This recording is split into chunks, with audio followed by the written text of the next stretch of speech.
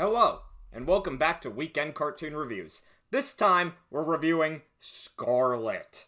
Animated by Studio Chizu and directed by well-respected Mamoru Hosoda, known for movies like Belle, The Girl Who Leapt Through Time, Wolf Children, Summer Wars, Mirai, etc. This guy has made a ton of good stuff and has lots of fans. Mirai even got nominated for Best Animated Feature at the Oscars, but lost to Into the Spider-Verse, I'm pretty sure. As I said, Hosoda is an amazing director, and with Scarlet, I was hyped as hell for this movie. After knowing it was made by the guy that made the 10 out of 10 masterpiece, that was a Belle? If you've seen my previous reviews, you'd know I think very highly of Belle. I ranked it at 3rd place in my 2022 animated movies ranking video, only getting beaten out by Sing a Bit of Harmony and the Bob's Burgers movie. Everything about Belle spoke out to me in one way or another. On rewatch, it even got better for me because of the virtual world and my interest in VTubers. Scarlet was set to be Hosoda's most ambitious film yet, and to his credit, he's right in that regard. However, does ambition really equal good storytelling? No. This was a total letdown. Look, Hosoda, I don't know where it went wrong for you here. You went from making a 10 out of 10 masterpiece to a 4 out of 10 movie with animation that belonged in a much better film than this one. Look, consider this your spoiler warning, because it's really hard to not talk about this film without delving into spoilers. I don't normally talk about spoilers for movies on my channel anymore, but this one, I deem it very necessary. Let's get started.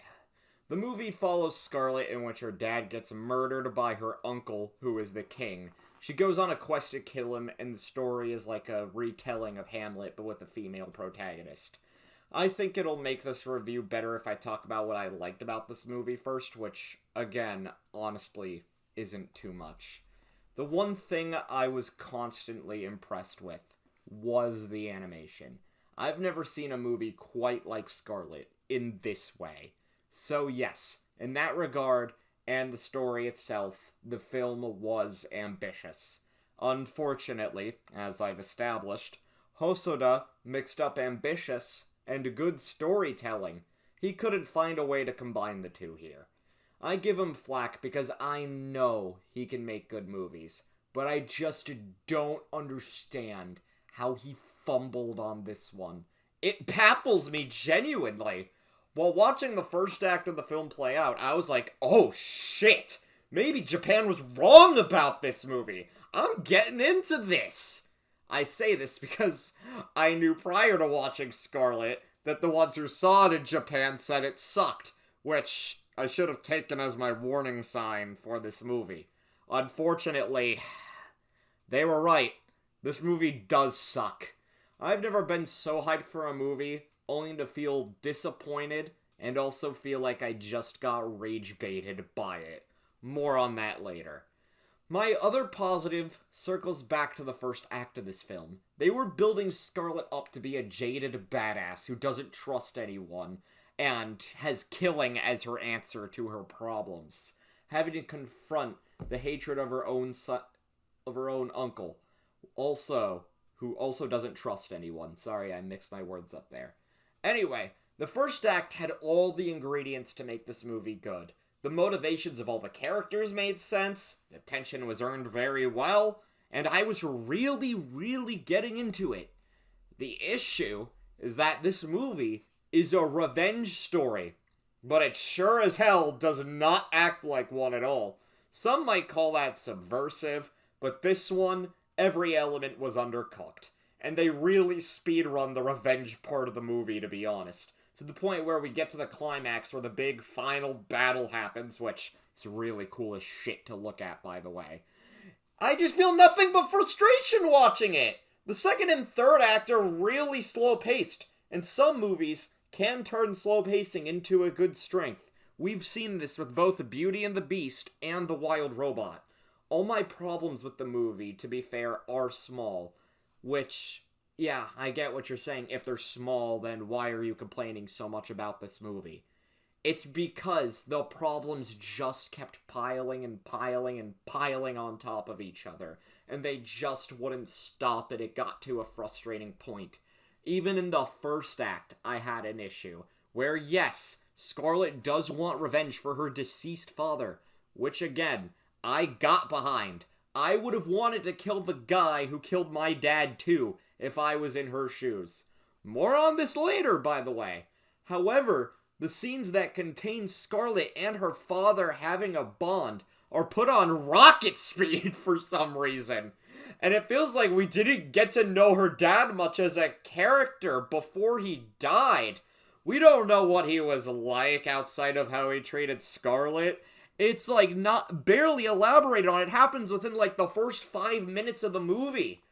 It's like, alright, like maybe if this happened like maybe 20 minutes into the movie, because like, take The Lion King, for example. Mufasa, who is Simba's dad, died at the hands of the villain. And even though The Lion King is not a revenge story, we got to know Mufasa as a character for the time he was alive on screen. And there is a reason people cry to Mufasa's death. I don't see anybody that's going to cry to this movie. Really. I could have forgiven this part if the rest of the movie compensated and followed through with this revenge story. But it just doesn't! They introduce another character named Hiriji, and whom Scarlet also doesn't trust. She views killing as the answer to all of her problems.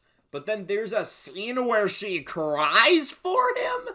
The audience barely knows this character in the movie, and he's super underdeveloped.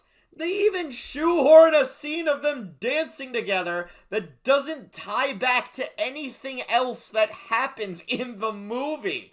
The setting is also not fleshed out well, and it was honestly really confusing. It was hard to tell when someone is dead, because part of the movie takes place in this area that's kind of like purgatory, but also not. It's hard to explain, and I really don't want to give myself a headache trying to explain this to you, because you'll just get as lost as I was in this movie.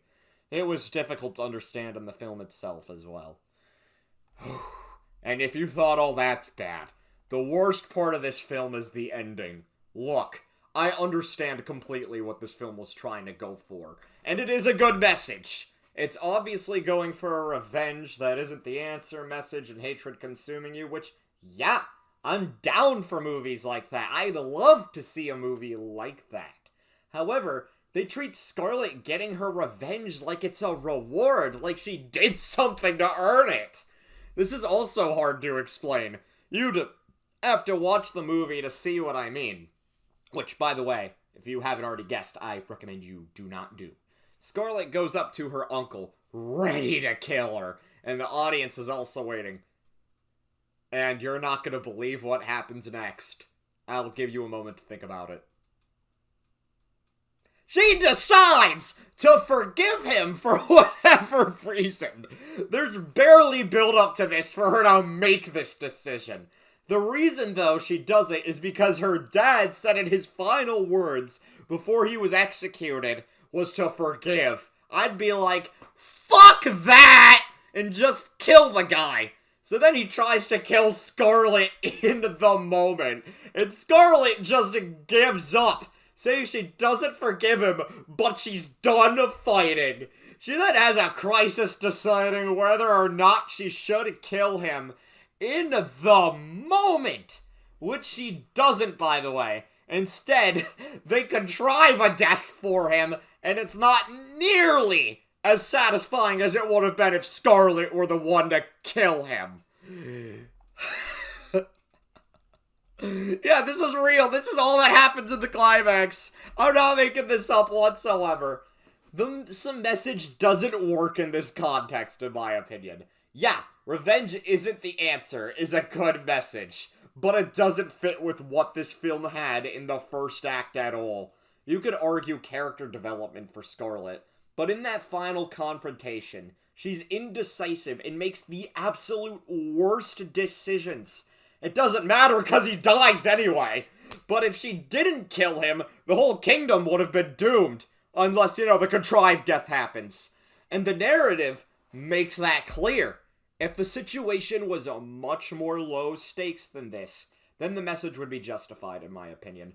But again, he killed her father! I would have not let that man see the light of day for as long as I could. I would want justice in some way. But again, they contrive a death for him instead, and his death is very unsatisfying. I guess it shows Scarlet not letting hate consume her anymore, which, good for her, I guess. But I would hold a grudge against that guy forever. I just wish they committed to her being a badass. Honestly, I did see the potential in this movie. I really, really did. Like I said earlier, this could have been a good movie. An amazing movie, even. But the writing decisions on this just baffle me. I'm not going to pretend this is the worst movie I've ever seen, or even close to that. It isn't. But I crashed out after watching it, because this director is so well respected. He's better than this, man. This film tried so hard to be Raya and the Last Dragon without the vengeance theme. Raya was a really good movie for as much flack as it gets for its message and by audiences. I really loved Raya. It was one of the first reviews I've done on this channel, and I suggest you all just go watch that movie instead of this one. That's basically what this movie is, but better in my opinion. Or just go watch The Lion King. That's all I got for this review. Just, if you could take anything away from this video, don't go watch Scarlet. It's a terrible movie. And the only saving grace is its animation. That's all, everyone. Bye, guys, and have a great day.